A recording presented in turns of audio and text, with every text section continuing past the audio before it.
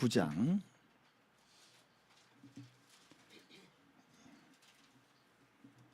신약성경 히브리서 6장 7절로 10절입니다.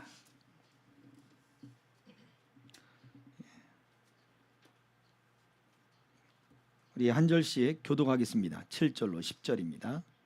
땅이 그 위에 자주 내리는 비를 흡수하여 밭가는 자들이 쓰기에 합당한 채소를 내면 하나님께 복을 받고 만일 가시와 온 기름에는 버림을 받고 저절에 가까워 그 마지막은 그 사람이 되리라. 사랑하는 자들아, 우리가 이같이 말하나 너희에게는 이보다 더 좋은 것 곧 구원에 속한 것이 있음을 확신하노라. 하나님은 불의하지 아니하사 너희 행위와 그의 이름을 위하여 나타내는 사랑으로 이미 성도를 섬긴 것과 이제도 섬기고 있는 것을 잊어버리지 아니하시느니라. 아멘. 은혜의 비를 흡수하는 마음을 가졌나요? 라는 말씀의 제목으로 함께 은혜를 나누기를 소망합니다. 여러분, 무더위에 갈증이 느낄 때 무엇으로 갈증을 풀고 계십니까? 어떤 것이 여러분의 그 무더위에 지친, 어떤 이는 청량음료일 수도 있고 어떤 이는 물일 수도 있고, 수박이요. 그 수박으로 갈증을 해결할 수도 있겠죠. 죄송한 얘기지만 저는 예수 믿고 나서 딱 한 번 맥주가 생각나더라고요. 이건 뭐 한 20년 전쯤의 이야기예요. 그 생맥주가 딱 생각이 나는 거예요. 여름에 너무 갈증이 나서 그게 번뜩 생각이 나서 이야, 그리고 나서 회개했습니다. 그건 뭐 저의 믿음이니까. 근데 딱 한 번 진짜 그렇더라고요. 근데 우리가 인생에 여러 가지 갈증을 느낀단 말이에요. 그냥 단순히 육체적인 갈증이 아니라 영혼의 갈증도 있잖아요. 그리고 내 마음의 갈증도 있어요. 그 갈증이 해소될 때까지 계속 목마른 거예요. 이것은 사람의 크기가 틀리더라고요. 그래서 어떤 사람은, 대부분의 남성들이 그래요. 여성들로부터 인정받고 싶어하는 마음이 크지요. 이게 갈증이에요. 그래서 항상 아내로부터 인정받는 거, 이게 목말라 있어요. 그래서 또 반대로 여성분들, 아내분들 같은 경우에 남편으로부터 사랑받고 싶어 하지요. 근데 사랑의 방법도 여러 가지가 있잖아요. 사랑의 5가지 언어 뭐 그런 것도 있죠. 어떤 이는 스킨십이고 어떤 이는 물질이고 어떤 이는 선물이고 어떤 이는 사랑의 언어고, 또 여러 가지 방법들이 있는데 그러한 것이 흡족하게 채워지지 않으면 갈증을 느끼는 거예요. 근데 주는 사람의 입장에서는 아니 내가 얘기했잖아, 아니 내가 줬잖아 생각할 수가 있거든요. 근데 사람마다 그 마음에 느끼는 갈증이 다르더라. 그래서 우리가 참 그것을 흡족하게 준다는 것도 어렵고 또 흡족하게 채운다는 것 자체도 참 인생을 살아가는데 쉽지 않더라. 그런데 정말 우리는 하나님의 은혜로 우리가 나머지를 채워가는 그러한 바로 영적 모습들이 있어가야 된다라는 거예요. 오늘 이 본문의 말씀은 그리스도인의 성장을 이야기하거든요. 그리스도인이 얼마나 클 수 있느냐, 어디까지 성장할 수 있느냐, 성경은 그 기준을 이야기하는데 예수 그리스도의 장성함까지라 그랬어요. 예수님이 보여준 믿음의 모습까지라 이에요. 예수님은 모든 일거수일투족이 하나님의 뜻과 하나님의 마음에 합하는 것이었잖아요. 내 아버지가 일하시니 나도 오늘도 일한다. 이것이 예수님이 하신 말씀이에요. 그러면 우리도 우리의 믿음의 성장이 정말 예수님이 하신 만큼, 하나님이 우리에게 베푸시는 만큼 나는 내 힘대로 그 갈증을 채워준다라고 이야기하는데, 내 힘대로 사랑을 주고 내 힘대로 인정을 해준다고 하는데 더 달라고 하니 어떻게 줄 수 있겠습니까? 내 힘은 할 수가 없지만 주님이 내게 공급하시는 힘으로 우리는 해나가야 되는 것, 이게 바로 믿음의 사람들이라고 하는 거죠. 그런데 그것이 잘 안 되고 어렵고 이것이 힘들 때가 많다고 하는 거예요. 그런데 오늘 이 말씀이 바로 그거예요. 땅은 그리스도인들을 비유하고 마태복음 13장에서도 그 네 가지 밭에 대한 모습도 바로 그 땅을 그리스도인들의 마음의 밭이다라고 이야기하고, 그 비가 하나님의 은혜요, 그 비가 하나님의 성령이요, 하나님의 감동하심이요, 하나님의 복주심을 이야기를 하고 있어요. 그래서 밭을 가는 자가 열심을 다해 밭을 갈고 있는데 밭이 그에 맞는 채소를 내는 거예요. 그에 맞는 곡식을 내고 그에 맞는 결실을 내는 거예요. 그러면 그 밭을 가는 이가 매우 기뻐하고 즐거워하더라 이거죠. 그것입니다. 하나님이 우리의 농부가 되신다고 요한복음 15장에 이야기하고 있죠. 하나님이 우리를 그렇게 가꾸시고 우리를 위하여 그렇게 사랑을 베풀고 우리를 그렇게 하나님이 소중히 여기시고 또 우리를 하나님이 그렇게 돌보시고 계시는데, 하나님이 기뻐하실 일이 무엇이냐? 바로 우리가 그 은혜의 비를 잘 흡수해서 하나님이 원하시는 열매를 만들어내는 것, 그것이 하나님이 기뻐하시는 일이다 라는 것입니다. 할렐루야. 우리는 그 시작점에 있어요. 저는 분명히 확신합니다. 우리가 지금 이렇게 모인 것을 하나님이 기뻐하시거든요. 우리가 순종해서 교회로 모인 거 하나님이 정말 기뻐하세요. 그래서 기도하는 것마다 다 응답해 주시고 하나님이 다 우리에게 회복을 주고 하나님이 우리를 세워주시는 역사가 일어나고 있습니다. 이것을 확신해야 돼요. 그래서 오늘 본문 말씀 속에 하나님이 기뻐하는 열매를 만들어내는 사람에게 필요한 것이 무엇이냐? 단순하지만 어려운 것이 있는데 그것이 6장 7절의 말씀이에요. 같이 읽어보도록 하겠습니다. 6장 7절 시작. 땅이 그 위에 자주 내리는 비를 흡수하여 밭가는 자들이 쓰기에 합당한 채소를 내면 하나님께 복을 받고. 아멘. 하나님께 복을 받는 것은 합당한 채소를 내는 거예요. 합당한 채소를 내려면 자주 내리는 비를 뭐 하라고요? 흡수하라 라고 말하고 있죠. 비를 흡수하지 못하는 땅들이 있습니다. 비가 복된 비가 될 수도 있고 재앙이 될 수도 있고 재난이 될 수도 있죠. 어제 몽골에 있는 선교사님이 연락이 왔어요. 기도 좀 해달라고 연락했습니다. 혹시 여러분들도 생각날 때마다 기도를 부탁드립니다. 몽골이 연 강수량 300mm 정도 되는 곳이에요. 200mm 정도 되는 곳이 네게부, 이스라엘의 네게부 광야라고 하는 그런 곳이에요. 부엘세바가 있고 이삭이 농사를 지었던 곳입니다. 200mm의 비가 딱 농사를 지을 때 오면 100배의 소출을 얻는 거예요. 그런데 그 비가 농사를 지을 때 오지 않으면 광야가 되는 거예요. 황야가 되는 거예요. 300mm가는 그보다 더 많은 그 비가 내리는 거잖아요. 그러면 몽골에는 참 목초지들이 쫙 펼쳐져 있는데 아무데나 또 물이 있지는 않습니다. 그러다 보니 물이 있는 곳에 도시가 발달되었고 강이 흐르는 곳, 그런 곳에 도시가 있어요. 지역적으로 굉장히 멀리 떨어져 있지요. 이 물이 그렇게 풍족하지 않은 그러한 국가예요. 그런데 울란바타르라고 하는 몽골의 그 도심에 지금 비가 엄청나게 내린다는 거예요. 기후 이상으로 비가 엄청나게 내리는데 이번 주부터 또 비가 예보가 되고 있다고 해요. 그러니 참 그 비 때문에 저지대, 그 전까지는 뭐 평야 같고 거기 강이 흐르는 곳에 집을 지어도 아무 이상이 없는 거예요. 근데 지금은 강이 범람을 하니까 뚝을 갖다가 모래자루로 포대를 쌓아도 그냥 넘쳐버리는 거예요. 그러니 그 물이 재앙이 되는 거죠. 물이 부족한 나라에 비가 내리니 얼마나 좋아요. 그런데 재앙이 되고 있으니 이것이 문제인 거예요. 비를 내리면 그 비가 흡수가 되는 곳, 그곳이 필요하다라는 거죠. 잘 저장해놨다가 필요한 곳에 웅덩이가 만들어지고 또 필요한 곳에 물이 흐르고 또 필요할 때 그 물을 퍼서 쓸 수 있는 곳, 그 땅이 바로 복된 땅이다라고 하는 거예요. 그래서 몽골을 위해서도 여러분 혹시 생각나면 기도해 주시길 바랍니다. 예, 이 흡수하다라고 하는 이 말이 마신다라고 하는 뜻을 가지고 있죠. 갈증 날 때 물을 먹듯 수박을 먹어 그곳에 어떤 단맛을 마시듯 흡수하듯 그렇게 마시는 것.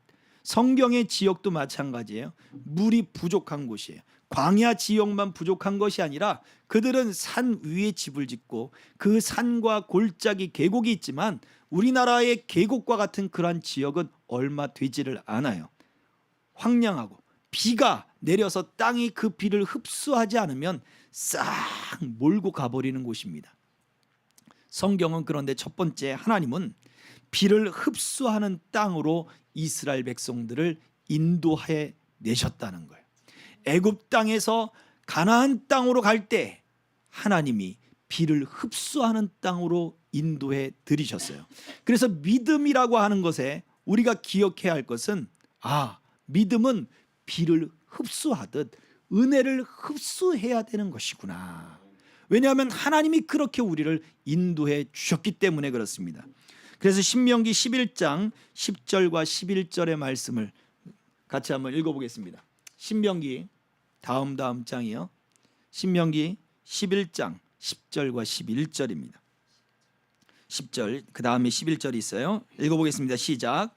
네가 들어가 차지하려 하는 땅은 네가 나온 애굽 땅과 같이 아니하니 거기에서는 너희가 파종한 후에 발로 물대기를 채소밭에 댐과 같이 하였거니와 너희가 건너가서 차지할 땅은 산과 골짜기가 있어서 하늘에서 내리를 비를 흡수하는 땅이요. 아멘. 도시가 발달할수록 농업이 발달을 했지요. 고대 사회에는 목축보다는 농업이 발달했어요. 농업이 발달할수록 관계 시설이 잘 정리가 되는데 이집트는 바로 그런 곳이었어요. 강에서 물만 대기만 하면 돼요. 수차를 만들어서 그냥 우리 염전에 물을 대듯 그렇게 발로 돌리는 수차를 만드는 거죠. 그러면 물을 계속해서 공급해 낼 수가 있는 거예요. 농사가 잘 되는 거죠. 내 힘으로 할 수 있고 내 재능으로 할 수 있고 또 내가 얼마든지 가능하다 할 수 있는 곳이에요. 그러나 믿음은 땅을 비를 흡수하는 땅으로 인도하셨다 그랬죠. 그 하나님이 비를 내려주지 않으면 농사가 되지를 않는 거예요. 믿음 안에서 하나님의 은혜가 흡족하게 내게 채워지지 않으면 살 수 없는 바로 그 땅으로 하나님은 인도해 들이셨다는 거예요. 하나님이 그 땅에 인도해 들이셨는데 그러면 하나님이 괴롭히려고 하시는 거냐? 신명기 11장 14절 15절은 이렇게 말씀을 하고 있어요. 신명기 11장 그 말씀 속에서 계속 이어지는 말씀인데요. 14절과 15절입니다. 다 같이 여호와께서 너희의 땅에 이른 비 늦은 비를 적당한 때에 내리시리니 너희가 곡식과 포도주와 기름을 얻을 것이요 또 가축을 위하여 들에 풀이 나게 하시리니 네가 먹고 배부를 것이라. 아멘. 여호와께서 너희 땅에 이른 비 늦은 비를 적당한 때에 내리시리라. 그 땅에 7대 소산물이 등장하는데 곡식과 과일이 다 포함되고 1년 내내 농사가 지어지는데 그 비가 적당한 때에 때를 맞춰 내리면 그 7대 소산물이 풍성하게 맺어지는 거예요. 심지어 이삭 우리가 아까도 말씀드렸습니다만 가뭄이 2해 동안 들었어요. 그런데 그 땅에서 100배의 열매를 맺게 되었습니다. 이로 말할 수 없는 풍성한 위기의 때에 하나님이 기회를 주고 풍성한 열매를 맺게 하더라 이거예요. 이게 믿음의 법칙이에요. 이게 믿음이에요. 하나님의 은혜로 흡족하게 채워지는 땅에는 풍족함이 있더라 이거지요. 자기 스스로 풍족함을 채우려고 자기 스스로 갈증을 풀려고 아무리 했어도 채워질 수가 없어요. 그게 인간이에요. 그게 인생사예요. 그래서 사람이 줄 수 없는 그것을 누가 채워줘요? 하나님이 채워주시는 거예요. 우물을 파기도 하고 계곡물을 끌어오기도 하지만 사람이 채울 수 없어요. 요한복음 4장에 한 여인이 물동이를 이고 그 우물가의 정오에 해가 쨍쨍 내리쬐는 그때에 우물가에 물을 뜨러 가잖아요. 얼마나 사람들의 눈을 피해 자기의 인생의 괴로움에 물을 들어가는 거잖아요. 이미 한번 말씀드렸죠. 근데 주님은 말씀하셨어요. 나는 너에게 생명의 물을 주리라. 그 영혼을 채워줄 물을 주리라. 그런데 그 물을 먹고 다음날 물 안 들어가나요? 아니에요. 물 들어가야죠. 밥 지을 물도 들어가야 되고 씻을 물도 들어가야 되고 물 들어가야 되는 거예요. 그런데 그 영혼은 뭘로 채워져 있어요? 예수님의 생명수가 채워져 있는 거예요. 이게 은혜입니다. 이게 믿음입니다. 사람이 채워줄 수 없는 걸 누가 채워줘요? 하나님이 채워주시는 거예요. 하나님이 채워주시기 때문에 풍성한 열매를 맺게 되시는 거예요. 이른 비와 늦은 비를 적당한 때에 내려주리라. 하나님이 그때에 내려주시는 것으로 말미암아 그 소산의 풍성함이 열매 맺게 되리라. 이미 말씀드렸었습니다. 그 곡식 농사가 끝나고 과일 농사가 시작되는 그때는 과일의 꽃들이 피는 때고 곡식이 쫙 탱글탱글하게 여물어 가야 되는 때인데 이때의 바람이 동풍과 서풍이 교차하는 때란 말이에요. 비가 오락가락하는 때란 말이에요. 꽃이 펴서 꽃이 막 이렇게 수분이 돼야 되는데 그때 비가 와버리면 끝나버리는 거예요. 과일 농사는 끝나버리는 거예요. 그러나 하나님이 적당한 때에 비를 내려서 탱글탱글하게 곡식도 익어가게 하고 과일의 꽃도 잘 수분이 되게 해서 적당하게 자라가게 만들어 주신단 말이에요. 이게 그걸 하나님께만 바라봐야죠. 어쩔 수가 없잖아요. 하나님 도와주세요. 하나님 은혜를 주세요. 하나님 지켜주세요. 하나님 함께 해주세요. 작년에도 함께 하신 하나님 올해도 함께 하실 줄 믿습니다. 에베네셀의 하나님 여호와의 일의 하나님으로 함께 하실 줄 믿습니다. 그 믿음을 붙잡는 사람에게 하나님이 은혜를 주신다는 거예요. 그러니 우리의 마음이 어떻겠습니까? 하나님만 바라봐야죠. 내가 하나님 비를 흡수해야 되는 존재입니다. 하나님 그 땅이 바로 나입니다. 내 영혼을 적셔 주십시오 라고 우리가 기도할 수밖에 없다는 거예요. 그래서 그 비를 흡수하는 땅을 신명기 11장 12절에서는 이렇게 이야기를 하고 있어요. 다음 절 12절 같이 시작. 내 하나님 여호와께서 돌보아 주시는 땅이라. 연초부터 연말까지 내 하나님 여호와의 눈이 항상 그 위에 있느니라. 아멘. 그 땅은 하나님이 돌보아 주시는 땅이래요. 비를 흡수하는 땅이 하나님이 돌봐 주시는 땅이래요. 척박한 것 같지요. 황량한 것 같지요. 비가 안 오면 농사를 망칠 것 같으니까 두렵잖아요. 그런데 그 땅이 오히려 하나님이 돌봐 주시는 땅이래요. 심령이 가난한 자가 복이 있나니 뭐가요? 천국이 그들의 것이라. 왜요? 아무도 돌봐주는 사람이 없거든요. 아무도 인정해주는 사람이 없거든요. 아무도 그들의 안전을 지켜주지 않거든요. 그러니까 가난할 수밖에 없어요. 나는 주님밖에 없어요. 난 주님밖에 없어요. 도움도 없고 누가 나를 인정해 주지도 않고 누가 나를 사랑해 주지도 않고 나의 목마름을 채워주지도 않으니 나는 주님밖에 없어요 하고 주님만 바라볼 수밖에 없게 만든 거예요. 우리가 인생의 고난을 당하면서 왜 어떻게 해요? 주님을 보게 만드는 거예요. 이게 바로 천국의 복을 받게 되는 비결이요. 이것이 바로 믿음을 갖게 되는 은혜인 거예요. 하나님이 돌보아 주시는 거예요. 이 돌보다라고 하는 말이요, 밟다, 걷다 해서 그 발을 밟다는 거잖아요. 추적하다, 쫓아가다, 조사하다 이런 뜻이 있대요. 그러니 하나님이 돌봐주신다는 말이 뭐예요? 하나님이 우리를 찾아와 주는 거예요. 우리를 뒤쫓아와 주는 거예요. 우리가 막 어린아이들이 그냥 제멋대로 막 이리 뛰고 저리 뛰고 막 하잖아요. 그 부모가 쫓아다니잖아요. 할머니 할아버지가 쫓아다니잖아요. 넘어져 뛰지 마 그러고 쫓아다니잖아요. 넘어질까 붙잡아 주려고. 하나님이 그렇게 쫓아와 주는 거예요. 그리고는 하나님이 찾아보는 거죠. 무엇이 필요한가? 또 어떤 것이 갈급한가 조사하듯 그렇게 하나님이 세심하게 보살펴주고 세세하게 하나님이 살펴준다는 거예요.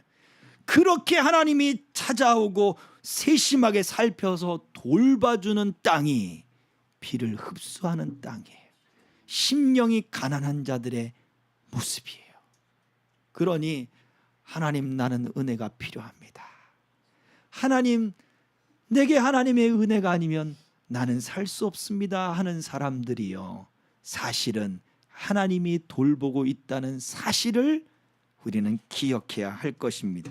비에 의존할 수밖에 없는 땅, 관계 농업이 아니라 비에 의존할 수밖에 없는 땅, 내일을 기약할 수 없는 땅, 그 땅이 바로 저와 여러분들의 마음의 밭이라면 하나님이 돌보고 있음을 우리는 믿어야 될 줄로 믿습니다. 그래서 오늘 우리가 읽었던 히브리서 6장 10절 말씀에 하나님은 이렇게 말씀하고 있지요. 6장 10절입니다. 다 같이, 하나님은 불의하지 아니하사 너희 행위와 그의 이름을 위하여 나타낸 사랑으로 이미 성도를 섬긴 것과 이제도 섬기고 있는 것을 잊어버리지 아니하시느니라. 아멘. 하나님이 너희 행위와 그의 이름을 위하여 나타난 사랑으로 이미 성도를 섬긴 것, 이미 행한 일들, 그걸 하나님이 세세하게 보고 계시다는 얘기예요. 또요, 이제도 섬기고 있는 것, 지금도 행하고 있는 그 일을 하나님은 잊어버리지 않고 있다라고 말씀을 하고 있죠. 왜요? 하나님이 돌보시기 때문에 그래요. 하나님이 살피시고 때문에 그래요. 하나님이 세심하게 지금 여러분들을 보살펴주고 계시기 때문에 그래요. 여러분의 삶이 지금 척박하다고 느껴지십니까? 그것 때문에 하나님을 보게 만드신 거예요. 그 땅이 하나님이 복 주시는 땅이라 그래요. 하나님이 약속하신 땅이라 그래요. 근데 실제로 그 땅에 가면요, 정말 좋더라고요. 아니, 성경에서 맨날 황량한 땅이라고 이야기만 들었는데, 근데 심지어 광야를 가도 좋더라고요. 광야를 가도 좋더라고요. 아니, 세상에 그 허벌판 광야에 그 그냥 청길 낭떠러지 같이 계곡이 깊이 파였는데 어느 한 지점에서 물이 팍 하고 터져서 계속 흐르잖아요. 거기에 나무가 자라고, 거기에 달팽이가 살고, 거기에 뽕나무가 자라서 오디가 떨어지고, 그 물을 수로로 쫙 끌고 와서 사람들이 수영장을 만들고, 아니, 세상에 그 황량한 사막에 물이 흐르니까 물고기들이 사는데 손을 넣어도 물고기가 도망을 가지 않아요. 오히려 내 손에 각질을 갉아먹네요. 참말로 희한합니다. 그러니 참 좋다, 참 은혜다. 열매는 얼마나 달고 맛있든지요. 야, 이렇게 먹으면 혈당 오르겠다 할 정도로 그냥 달고 맛있는 열매들이.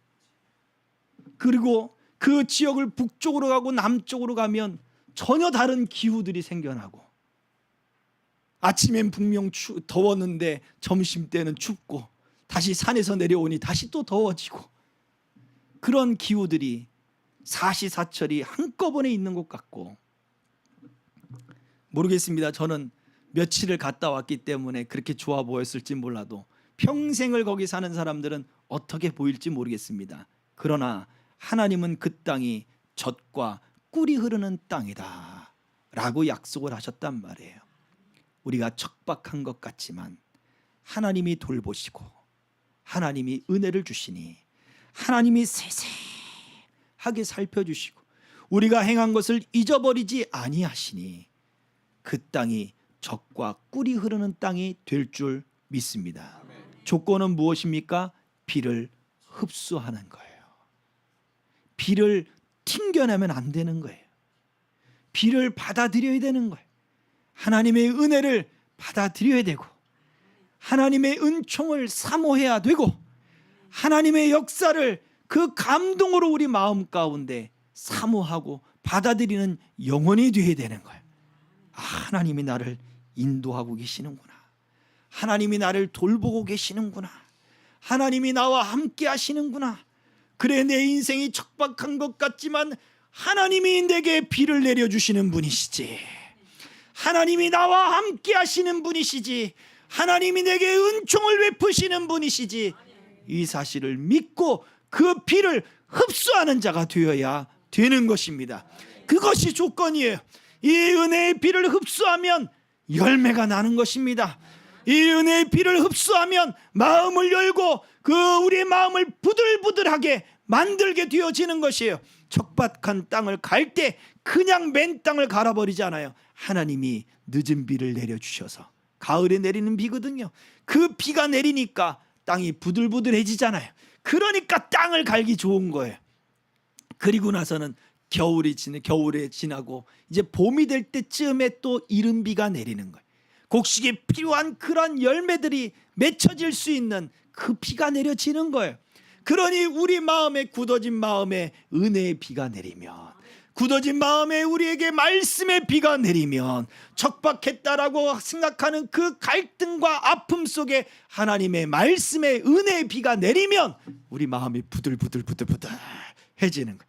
옥토같이 바뀌어지는 거예요. 씨앗을 뿌리게 좋은 땅이 되는 거예요. 30배, 60배, 100배 열매를 맺기에 좋은 땅이 되는 거예요. 아무리 가뭄이 든다 할지라도 하나님이 씨 뿌릴 때 딱 비가 내리고, 그 씨가 자라도록 비가 이슬이 내려버리고, 그 이슬 때문에 겨우겨우 성장하는 듯 하다가 하나님이 복된 장마비를 내려주시는 것인 줄로 믿습니다. 저와 여러분들에게도 하나님이 이러한 은총, 이러한 복된 장마비의 역사가 가득할 줄 믿습니다. 이 시간에 같이 함께 찬양하도록 하겠습니다.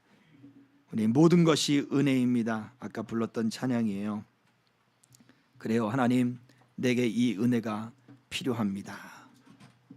내가 누려왔던 모든 삶을 하나님 앞에, 이것 또한 은혜고, 내가 누리지 못하고 아쉬웠던 것이 있다 할지라도 이것도 은혜인 것을 내가 알게 하옵소서.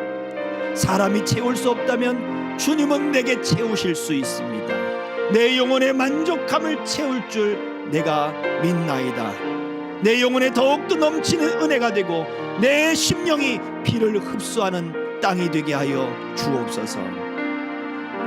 내가 누려왔던 모든 것들이, 지나왔던 모든 시간이, 내가 지나왔던 모든 시간이, 걸어왔던 모든 순간이, 내가 걸어왔던 모든 순간이 당연한 것 아니에요. 당연한 것 아니라 은혜였소. 아침해가 뜨고 저녁에 봄의 꽃향기와 가을의 열매, 변하는 계절의 모든 순간이 당연한 것 아니라 은혜였소. 모든 것이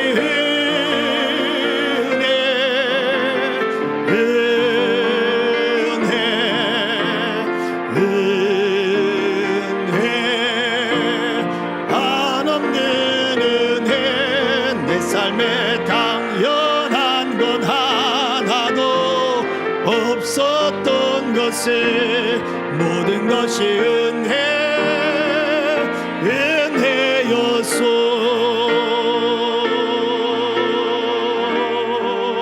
내가 이 땅에 태어나 사는 것, 어린아이 시절과 지금까지 숨을 쉬며 살며 꿈을 꾸는 삶, 당연한 것 아니라 은혜였소. 하나님의 자녀로 살며, 하나님의 자녀로 살며 찬양하고 예배하는 삶, 찬양하고 예배하는 삶, 복음을 전할 수 있는 축복이 당연한 것 아니라 은혜였어. 모든 것이 은혜,